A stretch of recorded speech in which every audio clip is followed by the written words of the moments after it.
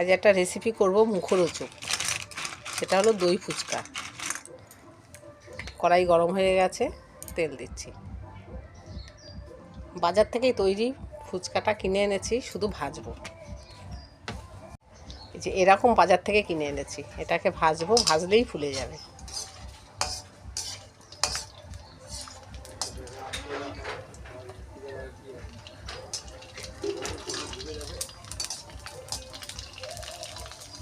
এই যে ফুলে গেছে।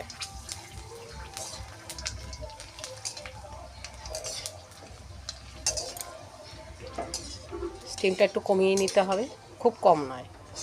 এই যে হয়ে গেছে ভাজা। ফুচকাগুলো সব ভাজা হয়ে গেছে। দই ফুচকার জন্য লাগবে ছোলা আর মটর।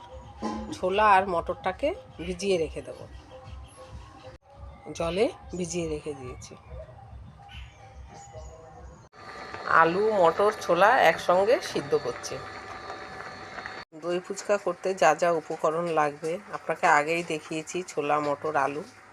এখানে আছে ভুজিয়া, বাদাম, ধনে জিরের গুঁড়ো, শসা, গন্ধরাজ লেবু, গাজর, কাঁচা লঙ্কা, টমেটো আর গন্ধরাজ লেবুর পাতা। ধনে জিরেটা শুকনো কড়াইতে একটু টেলে নিতে হবে, নিয়ে তারপর বেটে নিতে হবে।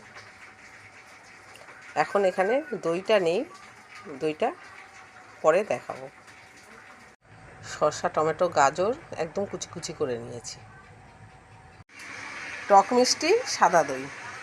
ছোলা, মটর, আলুটাকে কাঁচা লঙ্কা দিয়ে কুচলে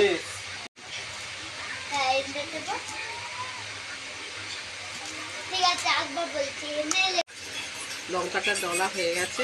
এবার পরিমাণ মশলাগুলো দিলাম, লেবুর রস দিলাম, পাতাগুলো ঠিক টুকরো টুকরো করে ছিঁড়ে দিলাম, দিয়ে এবার এটাকে ভালো করে মাখিয়ে নেব।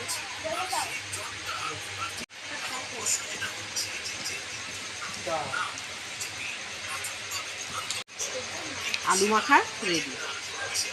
প্লেটে সাজিয়ে নিলাম। দুটো দই ফুচকা করব আর দুটো চাটনি ফুচকা করব। প্রথমে দই ফুচকা দেখাচ্ছি। আলু মাখাটা দিলাম, শসা দিলাম, একটু গাজর দিলাম আর কুচনো টমেটো দিলাম, ঝুরি ভাজা আর বাদাম। সবার উপরে দই দেব।